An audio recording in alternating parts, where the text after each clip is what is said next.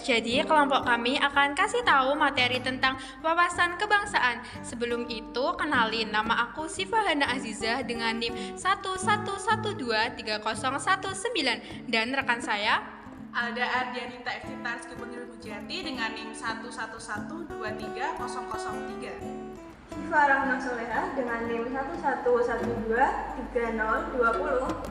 Audrey Putri Aziza dengan NIM 111230004. Ika Widya Agustin dengan NIM 1123010. Ifti Daniela Anggraini dengan NIM 111230009. Dan aku Deti Puji Jayanti dengan NIM 111230005. kami dari Prodi Psikologi. Enjoy the video guys! Hai, sebelum masuk ke video ini, biarin aku jelasin sedikit ya tentang wawasan kebangsaan. Jadi, wawasan kebangsaan itu dalam KMI adalah pandangan hidup masyarakat Indonesia sebagai wujud dari cita-cita sebagaimana yang ada pada Undang-Undang Dasar 1945. Kesadaran Belanda sendiri adalah upaya kita sebagai masyarakat untuk menjaga persatuan dan kesatuan dari ancaman yang berbentuk ketentraman masyarakat berdasarkan kesatuan air. Aku di sini bakal menjelaskan tentang pengertian dari wawasan kebangsaan.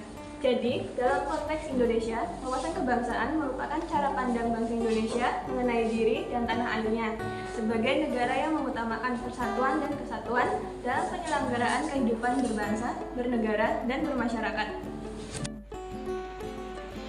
Dalam wawasan kebangsaan juga terdapat nilai-nilai dasar loh teman-teman. Yang pertama, penghargaan terhadap harkat dan martabat manusia sebagaimana penciptaan Tuhan Yang Maha Esa. Yang kedua, tekad bersama untuk berkehidupan kebangsaan yang bebas, merdeka, dan bersatu. Yang ketiga, cinta tanah air dan bangsa. Yang keempat, demokrasi atau kedaulatan rakyat. Yang kelima, kesejahteraan sosial. Yang keenam, masyarakat yang adil dan makmur. Di sini aku bakal jelasin apa saja unsur dasar kebangsaan.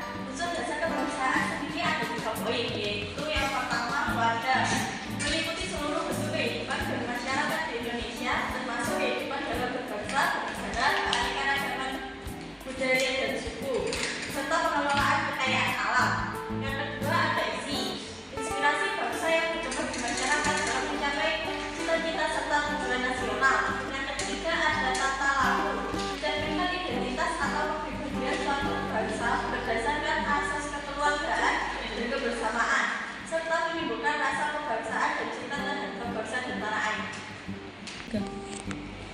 Setelah tahu apa aja unsur dasar wawasan kebangsaan, jadi apa aja sih pengaruh dari wawasan kebangsaan itu?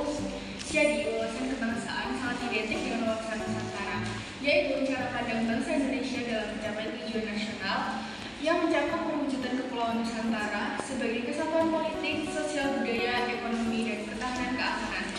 Bagi bangsa Indonesia, wawasan kebangsaan merupakan nilai mendasar yang sudah menjadi pandangan hidup bangsa atau karakter politik bangsa. Menurut Profesor Muladi Lemhanas RI 2001-2011, wawasan kebangsaan adalah cara pandang bangsa Indonesia mengenai diri dan lingkungannya, mengutamakan kesatuan dan persatuan wilayah dalam penyelenggaraan kehidupan bermasyarakat, berbangsa, dan bernegara.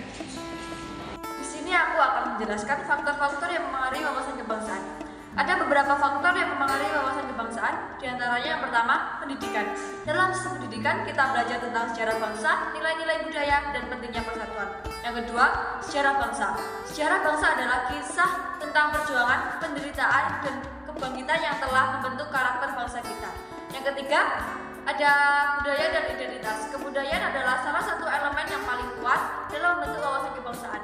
Yang keempat, ada peran pemerintah. Pemerintah memainkan peran penting dalam membentuk wawasan kebangsaan melalui kebijakan dan program-program pendidikan. Hai, tadi kan udah tahu apa pengertian dari wawasan kebangsaan, nilai dasar, unsur, dan pengaruh wawasan kebangsaan.